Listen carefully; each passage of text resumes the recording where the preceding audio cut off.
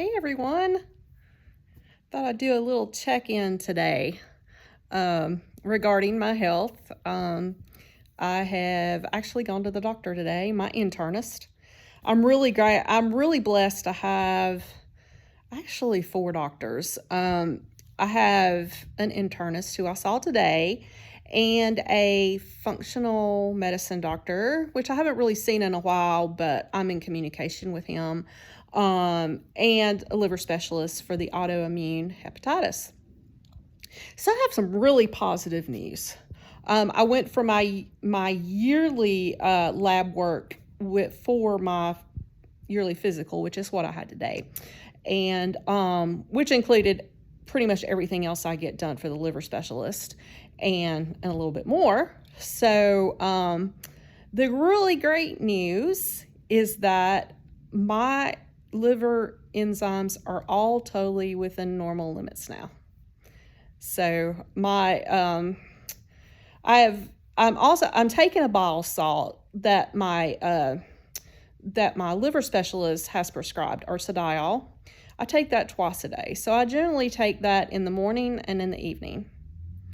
I've also added a supplement called TEDCA, which is a really big word, but it's basically a bile salt supplement. So I've added that to my supplement schedules, and that has really brought my alkaline phosphatase down that much more. Right now, the lab that I use for my, or my doctors use and I use for my lab work, the upper normal limit for alkaline phosphatase is 121, and I'm down to 109. So that is really great. And actually, this lab has a lower upper normal than some labs, which is 144 for alkaline phosphatase. So I really take that really good number because of just where it's at, and it's the lowest it's been in at least 4 years. Again, I don't know exactly when the autoimmune hepatitis started because there was a gap in my total blood work for several years because my workplace would have basic screening every year, but it didn't include a complete blood count and a chemistry panel. So somewhere between 2015 and 2021 is when this started. So I don't have a definite start date. That's why I can't pinpoint what might have caused the autoimmune hepatitis as far as stress or medicine or what. So I'm really super happy with that. And this time I went 2 months between what the liver doctor wanted me to have as far as labs, chemistry panel, and complete blood count. And so now that everything is really into normal range, my AST and ALT are like down below 20. A lot of normal people don't have that. So my liver is a whole lot less stressed than it was on this medication regimen.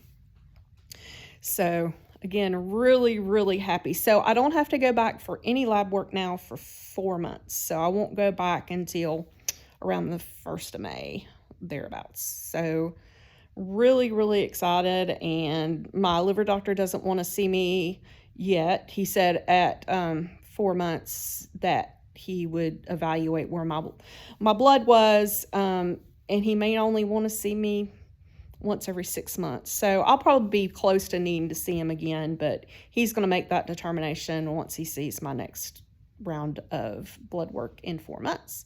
So really super happy. My overall physical was great. Great sugar levels, great cholesterol levels. I am on a statin. I have hereditarily high cholesterol. And being on a statin, honestly, I delayed it for many, many years and tried to beat it by diet and exercise, and it just kept going up. And I know there's a lot of different opinions. Like my functional medicine doctor is not ecstatic that I'm on a statin, but, I take his recommended doses of CoQ10 every day to fight the CoQ10 lowering effects of a statin. Honestly, I don't have any side effects. I'm on rosuvastatin. I think that's not, is that Crestor? I can't remember what the brand name of it is, but I'm on generics. So anyway, I've really not had any problems with statin. Thank God. A lot of people have to go through one or two changes of a statin to get one that doesn't affect their energy levels, but I was very, very lucky. And I also have a good doctor who really is, the internist is really knowledgeable in that, and he understood my concerns. So, yeah, my sugars were good, and my blood pressure, my pulse, everything is just great. So my doctor was happy. I'm happy. Now I'm going to start working on my weight again. Just a small backstory. I used to weigh, right now, I used to weigh 30 more pounds than I weigh right now at my highest. Back in 2009, I lost 30 pounds. And then several years later, when I was going through a lot of stress in my life, I lost another 20. So I had lost a total of 50 pounds from my highest weight. But over the years, and thanks to menopause and thanks to being on a steroid last year, I am up 20 pounds from that original 50. So yeah, it could be worse. I'm still far from my highest, but I want to be back down. I want to be even lower than the 50 pounds though, eventually. So I've tried a lot of things in the past. I did Weight Watchers. That's how I lost the initial 30 pounds of my 50 pounds originally. And since then, with the onset of perimenopause and now menopause, really had a hard time dropping. And then throw some steroids and autoimmune disease on top of that. It really goes against you losing weight. So the thing that has helped me in the past, that I've never really lost a lot of weight on, but I really didn't stick to it the way I should, was intermittent fasting. What intermittent fasting did for me was really brought my sugar levels down, my A1C level down, which I hate now that my normal yearly blood work does not include an A1C. When I worked at my previous employer, their basic screening work did A1C. And so I knew what my A1C, and when I was kind of off and on with intermittent fasting for about a year, I brought my A1C down from the high fives to like mid fours, which was a great job. And again, that was not even doing it, not doing the intermittent fasting consistently. This time, now that I'm off of a steroid and that everything has kind of leveled out with my liver, I'm ready to tackle the weight and get my sugars down a little bit more. I mean, my sugars, I'm not even pre-diabetic level, don't get me wrong, but I would love to see an A1C or the equivalent of a blood sugar, to be down, the A1C level down between lower than 4. 3 would be nice. 3 is like completely beautiful, normal blood sugar. But I do want to lose some pounds. I would like to at least lose the 20 that I've gained over the last, I would say, half decade, maybe more, like 6 or 7 years is how long it's taken me to go up 20 pounds. So I'm doing the intermittent fasting. I'm on near the end of my second full week. I'm happy with losing half a pound a week. And right now, in the last 2 weeks, I've lost it's up and down depending on my fluid level. But overall, I've probably dropped a good pound. And at the end of 2 weeks, that's pretty much on my goal of half a pound a week. Intermittent fasting's, it's also serving another purpose, and especially during the winter. And I think a lot of us ladies, especially, pretty much all of us overall, you tend to just want to sit on the couch and watch TV and eat and snack. I don't have a problem with that during the day, but in the evening, after dinner, as the Brits say, I get a mite peckish. I just, I eat my dinner and maybe just a little bit of a dessert of some sort. And then sometimes I'm just back and forth. Not horrible. I really keep myself in check. I don't sit down and eat a whole pack of Oreos or half a pint of ice cream. I don't do that. But, my weight's been creeping up. And, the holidays really derailed me bad. So around, a couple weeks ago, I decided, okay, it's time to nip this in the bud. And so right now I'm trying to do a 16-8 intermittent fasting. I am following a doctor. I got her book called The Menopause Reset, and her name is Dr. Mindy Pills, and she has tons of YouTube information. I think she even has some on Facebook, even though I'm watching all my information on YouTube. But the Menopause Reset, basically talking about how a woman in menopause, really perimenopause and menopause, should fast. And so I've been pretty consistently starting out. You can't start out doing a 24 or 36 hour fast. I haven't even done 24 yet, and I'm hoping to get to a point that I will incorporate like a 24-hour fast one day a week. But right now I'm trying to do a minimum of a 16-8 ratio of intermittent fasting. And that means I fast for 16 hours, and then I have a window of 8 hours where I can eat. So, yesterday I went 18 hours. So it's taken me a while to get to where I'm in ketosis. And I got a sugar checker. It's called Keto Mojo, and it measures your blood sugar, and it measures ketones. You want to be getting into ketosis during your fast.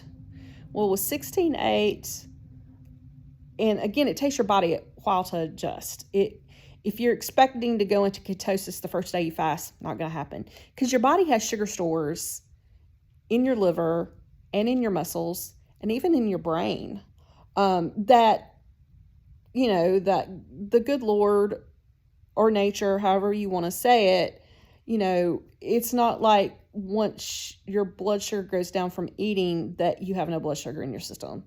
Especially your liver is a big storage area, and your muscles. So it takes a while because most of us have a big store of sugar in our body.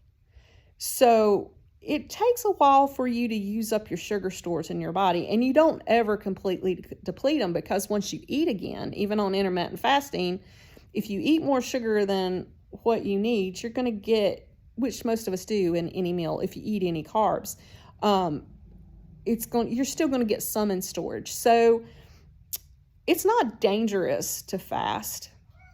Longer fasts you need to be more careful about, but it's really not that dangerous to do like 16-8, even a 24-hour fast. Most of us, if you're of a certain age like me, you've had a colonoscopy before, if you've kept up with that, and you've had to fast for 24 hours on that, and then you have to be cleaned out. So most people don't have low blood sugar unless you just have a documented history of it, or you're diabetic.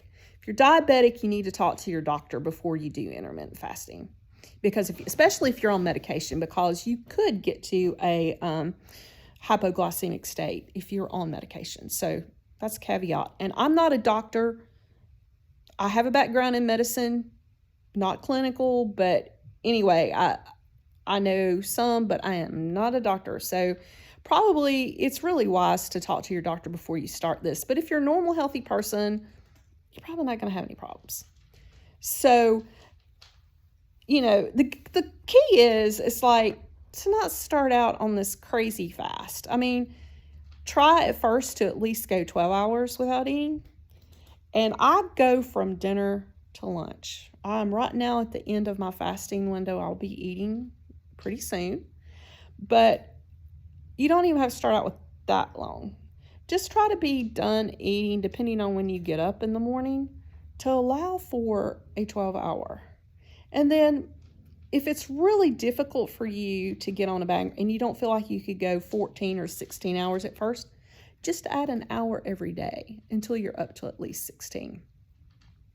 And see how that works for you. Again, I've got a sugar ketone measure called Keto Mojo, and I love it. It's more expensive. I think it was about $50, and then I had to buy the strips. They come with a few strips in, but, well, maybe not. I can't remember. But you're probably going to put, if you get a Keto Mojo setup, it's going to cost you nearly $100. But if you're really serious about doing fasting, it's really a nice thing to have, because you can really, I mean, some people go and get a continuous glucose monitor. I'm not ready to dive into that yet. Really doing a sugar monitor, and especially if you can get ketone measures, that's really good. If you don't want to even put yourself in that, just do the fasting and just see how you feel. I mean, honestly, when you get into ketosis, your brain is a lot clearer. My brain is a whole lot clearer. That's the first thing I've noticed, is that the first week I did feel a little sluggish, because your body is like, what the heck, what are you doing? But your body is an amazing thing. It adjusts. I mean, it doesn't mean you're going to feel the greatest the first week you fast, but now that I'm near the end of my second week, I'm not getting as hungry, near the end of my fasting window, and my brain is extremely clear. I just went out and did my strength train. Well, I actually walked a little bit and did my strength training, my 30-minute strength training at the gym. And I feel great. So, that's just a little bit about my journey, a little health update, and which is all good. Nothing really new to pop up there, thank goodness, and intermittent fasting, and that's where I'm at right now. So I will leave it at that today, but I hope you all have a good day, and we'll talk to you soon. Bye-bye.